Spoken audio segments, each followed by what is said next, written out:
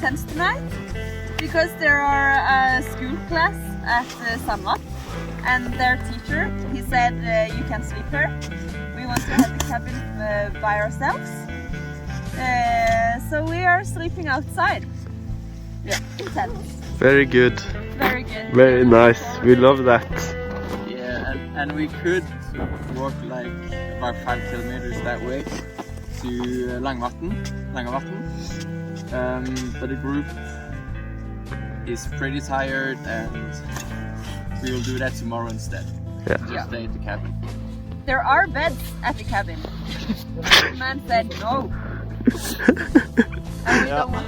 Okay, so to get to our drinking water for like the tent camp, we are just digging out the snow and get to the overwater of the lake, so we have fresh water overnight.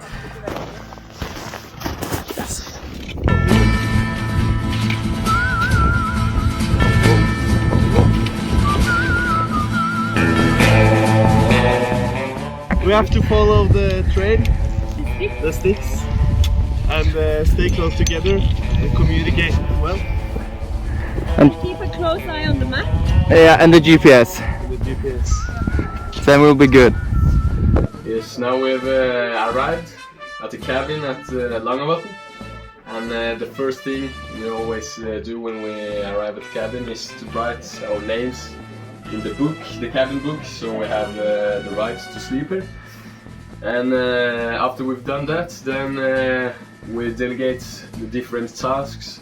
Some delegate the rooms, some go get the water, and some light the fire in the oven, so we get it warm and cozy.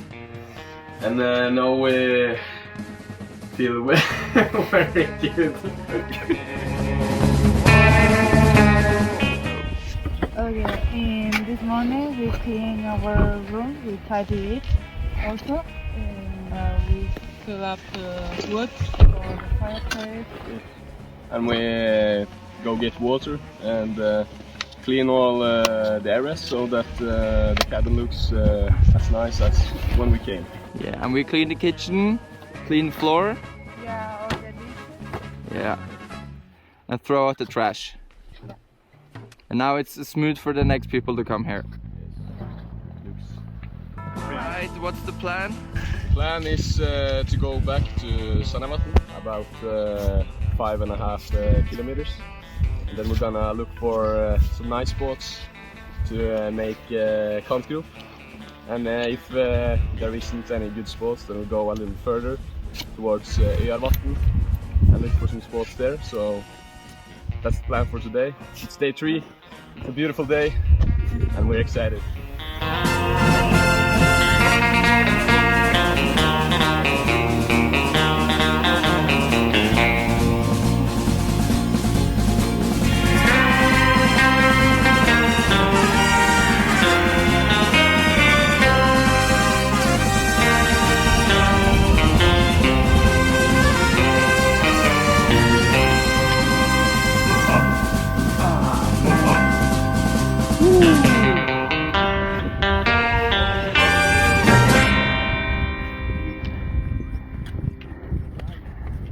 Yes. Okay, so now we're gonna check the depth. That looks deep enough.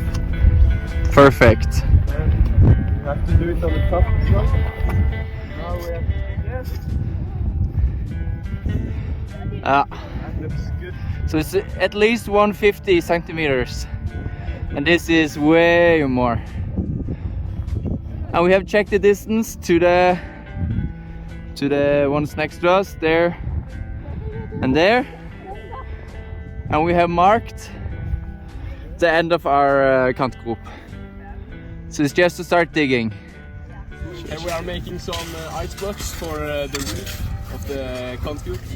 What's important to think about is that they are long enough, because the concrete ditch is shoulder width apart. So the ice cubes have to be a little longer than that, so it fits the roof. Yes. Yeah. Nice. At the moment we're working to get deeper into the cornice, and we have shoulder width for the whole thing. And it's important that we go far enough in so we get the height on the beds that are higher than the roof on entrance. This means that we get like a airlock or a cold fit down here, so that we never have under 0 degrees. All right, now we started on the bed. We have used the probe to measure the length from the wall till the wall. So we have about 2 meters, maybe a bit more. And what we have done is started on the roof. So we have like 1 arm's length here, under arm's length. So you have a stable roof. And we will go in like this, because that's way more stable than having a roof that goes like this. So we'll go make round edges here and even here. The same goes in here. Then we'll dig inwards, make a double bed. Okay, now we're finally finished with the kanthoop. As you can see, we have placed blocks in like these stair-ish formations that we made, so that the blocks will stay steady. This is the entrance block, which is way lower than the beds, so that we get the cold pit effect. Come in. Thank you, sir.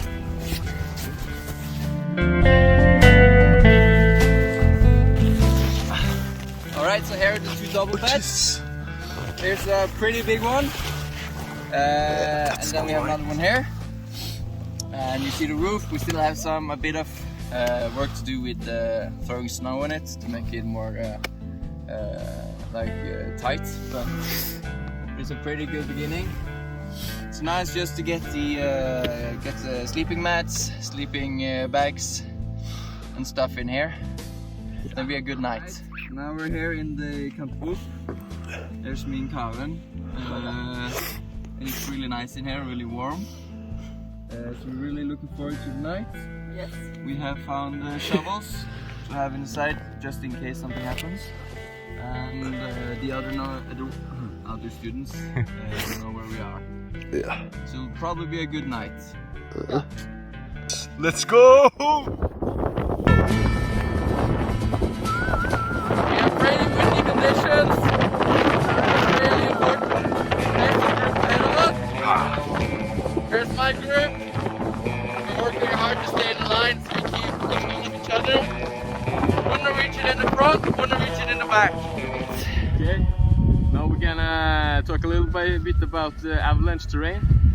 One thing you can do to check out how many degrees the steepness are is to use the pole technique. Then you take one pole, lay it down, then you mark at the bottom, then you take it up, and you lift it up, hang the other pole loose, and when it hits straight in that point, when it hangs loose, then it's 30 degrees, and if it's below, then it's steeper. Yeah. And if it's over, then it's less steep. Alright, what are we doing now?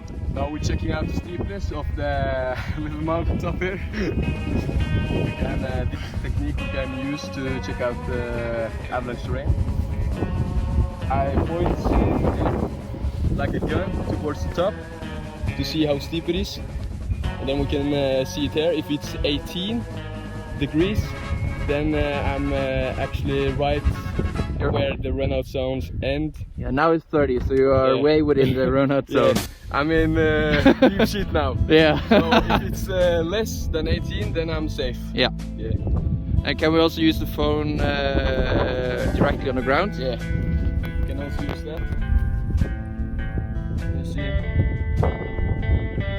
Yeah, it says 35. So it's pretty accurate compared to when we tried with the poles. So now we're looking at a small cornice that has been gathering up. That's because we're on the lee side, which is the opposite side of where the wind comes from. And when the winds cross over this small top, it will gather like a cornice, as you see in front of us here. and if it gathers enough, that one can either loosen and fall down as an avalanche, or if one is unlucky, you can walk on top of it and fall through.